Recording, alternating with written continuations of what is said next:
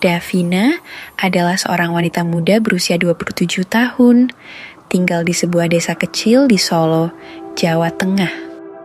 Ia dikenal sebagai sosok yang sederhana dan rendah hati, meski hidupnya tak pernah benar-benar mudah. Ayahnya meninggal saat ia masih remaja, dan ibunya sakit-sakitan sehingga beban ekonomi keluarga jatuh sepenuhnya di pundak Davina. Namun, meski kesulitan melingkupi hari-harinya, Davina tetap tegar dan selalu bekerja keras demi keluarganya. Suatu sore yang mendung, ketika Davina sedang membersihkan halaman rumahnya, seorang kurir misterius tiba-tiba datang menghampirinya. Pria itu mengenakan topi lebar yang menutupi wajahnya, membuatnya tampak seperti bayangan gelap di bawah langit kelabu. Tanpa berkata apapun, pria itu menyodorkan sebuah paket kecil kepada Davina. "Ini untukmu," ucapnya dengan suara serak dan dalam. Davina mengerutkan dahi. "Untuk saya? Siapa yang mengirim ini?" Pria itu hanya tersenyum samar, lalu berbalik dan pergi tanpa menjawab. Sebelum Davina sempat mengejarnya, pria itu sudah lenyap di balik tikungan jalan, seolah-olah ditelan oleh kabut tipis yang mulai turun. Penasaran, Davina membuka paket itu di teras rumahnya. Di dalamnya terdapat sebuah cincin emas yang indah, bersinar terang meski tidak ada sinar matahari yang menyentuhnya. Cincin itu terlihat kuno, dengan ukiran aneh yang tak bisa dipahaminya. Ada sesuatu yang magis tentang cincin itu, seolah-olah memancarkan aura yang tak terlihat namun sangat kuat. Meski merasa ragu, rasa penasaran Davina lebih besar. Ia mencoba memakai cincin itu di jari manisnya. Begitu cincin itu menyentuh kulitnya, tubuhnya tiba-tiba diliputi sensasi hangat yang aneh. Seolah-olah energi baru mengalir deras melalui nadinya. Davina merasa lebih percaya diri, lebih kuat, dan lebih berwibawa. Bahkan, ketika ia melihat pantulan dirinya di cermin, ia merasa seperti orang yang sama sekali berbeda, terlihat lebih cantik, lebih karismatik, dan lebih mempesona. Sejak memakai cincin itu, hidup Davina berubah drastis. Ia menjadi pusat perhatian dimanapun ia berada. Orang-orang yang biasanya acuh tak acuh padanya kini mendekatinya dengan hormat. Rekan-rekannya di tempat kerja memujinya sebagai pemimpin alami, dan bahkan bosnya memberikan promosi besar-besaran tanpa alasan yang jelas. Dalam waktu singkat, Davina berhasil mengumpulkan kekayaan yang luar biasa, membeli rumah baru, mobil mewah, dan segala kemewahan yang dulu hanya bisa ia impikan. Namun, ada satu hal aneh yang mulai terjadi setelah malam pertama ia memakai cincin itu. Ketika Davina hendak tidur, tiba-tiba ia merasa tubuhnya dipaksa berbaring oleh kekuatan tak terlihat.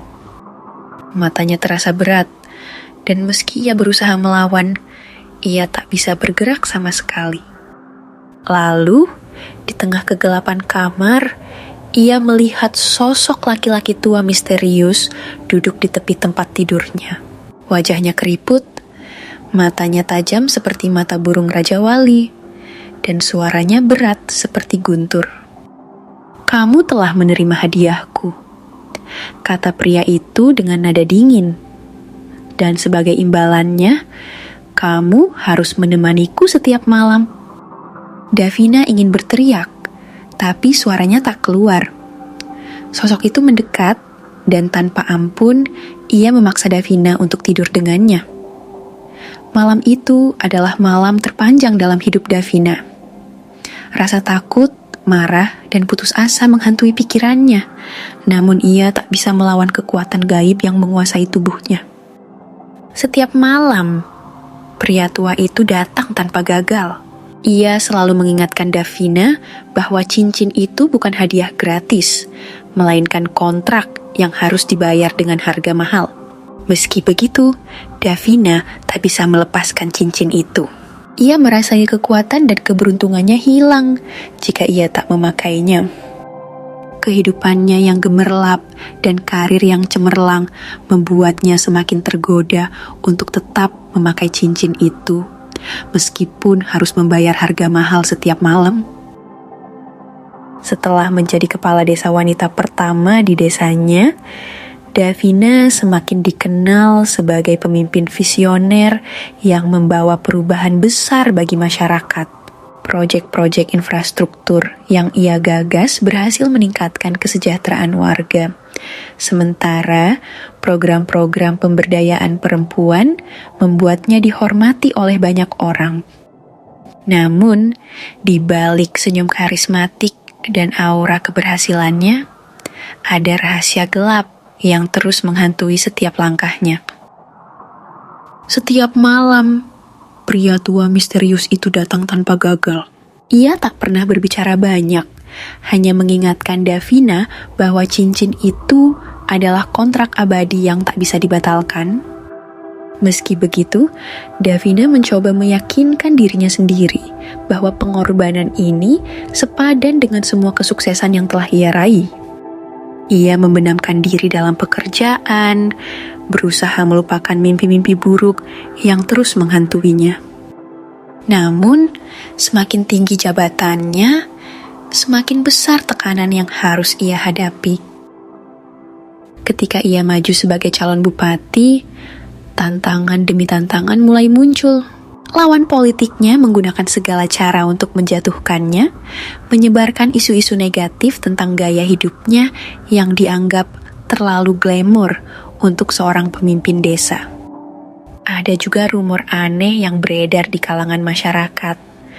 Beberapa orang mengaku melihat Davina berjalan di tengah malam tanpa tujuan jelas, atau mendengar suara tangisan dari rumahnya pada dini hari.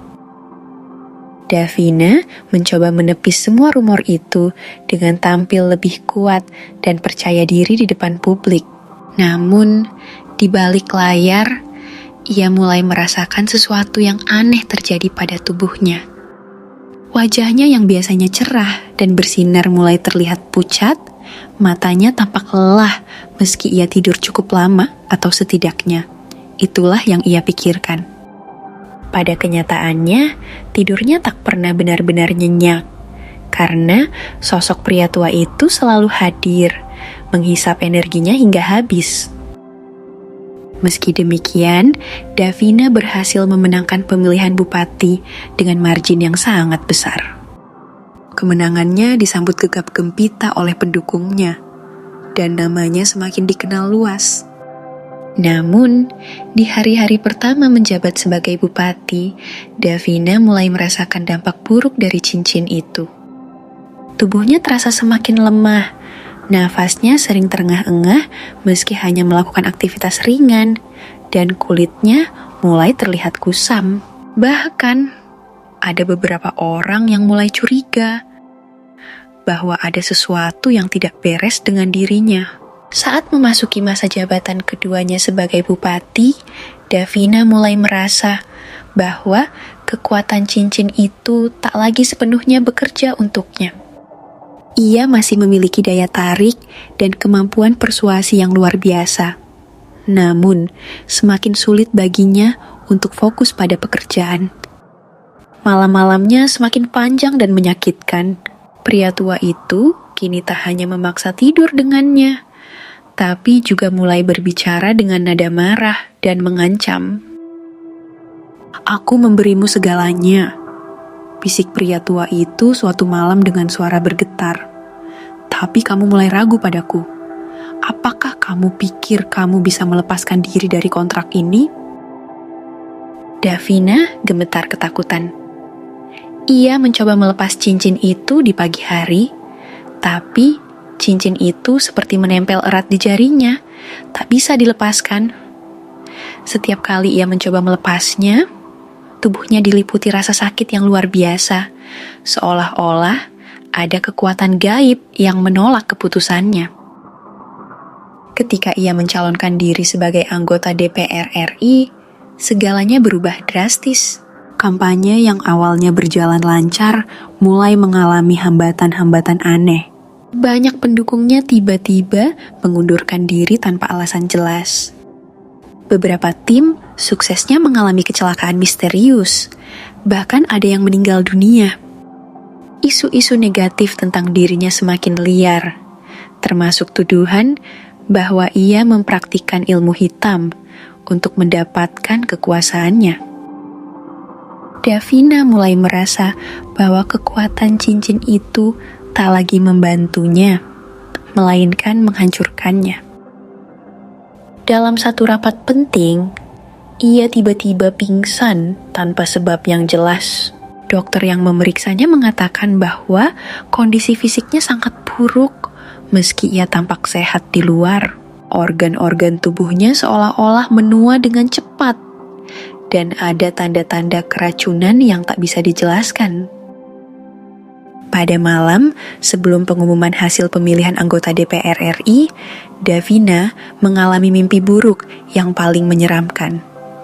Di dalam mimpi itu, ia melihat dirinya berdiri di sebuah ruangan gelap, dikelilingi oleh ribuan sosok bayangan yang menatapnya dengan mata kosong.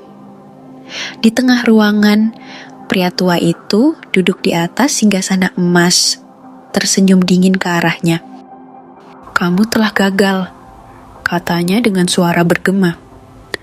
"Dan sekarang, kamu harus membayar harga akhirnya." Davina terbangun dengan nafas tersengal-sengal, tubuhnya basah oleh keringat dingin. Namun, ketika ia melihat ke cermin, ia terkejut melihat wajahnya yang sudah berubah drastis. Keriput mendalam menghiasi kulitnya. Rambutnya memutih dalam semalam. Dan tubuhnya yang dulu langsing kini terlihat kurus kering seperti mayat hidup. Ia mencoba berteriak, tapi suaranya tak keluar. Bau busuk mulai tercium dari tubuhnya. Seolah-olah ia sudah mulai membusuk. Keesokan harinya, hasil pemilihan diumumkan. Davina kalah telak. Ini adalah kekalahan pertama dalam karir politiknya, dan ia tak bisa menerima kenyataan itu. Ia mencoba bertahan, tapi tubuhnya semakin lemah. Pria tua itu semakin sering datang, tak hanya di malam hari, tapi juga di siang bolong. Kadang-kadang, ia melihat bayangan pria itu di sudut ruangan, menatapnya dengan senyum sinis. Davina akhirnya memutuskan untuk melepas cincin itu secara paksa. Ia menggunakan palu kecil untuk memukul jarinya, berharap cincin itu akan terlepas. Namun, saat cincin itu akhirnya terlepas, tubuhnya langsung ambruk. Kulitnya yang sudah keriput mulai mengelupas, tulang-tulangnya terlihat menonjol, dan nafasnya semakin tersengal. Ia tahu bahwa ini adalah akhir dari segalanya. Beberapa hari kemudian, warga desa menemukan tubuh Davina terbaring di tempat tidur dalam keadaan sudah tidak bernyawa. Matanya terbuka lebar, seolah-olah ia melihat sesuatu yang mengerikan sebelum ajal menjemputnya. Aroma yang menyengat memenuhi ruangan, dan tubuhnya tampak seperti mayat yang sudah membusuk selama berhari-hari. Cincin emas itu tak pernah ditemukan, namun ada desas-desus bahwa cincin itu kini berpindah tangan, mencari korban baru untuk menikmati kekuatannya. Di malam-malam yang sunyi, orang-orang sering mendengar suara tangisan seorang wanita, seolah-olah Davina masih berusaha melepaskan diri dari kutukan yang telah merenggut hidupnya. Dan di ujung jalan desa, ada kabar bahwa seorang pria tua misterius sering terlihat berjalan pelan-pelan, membawa sebuah kotak kecil berisi cincin emas yang berkilauan.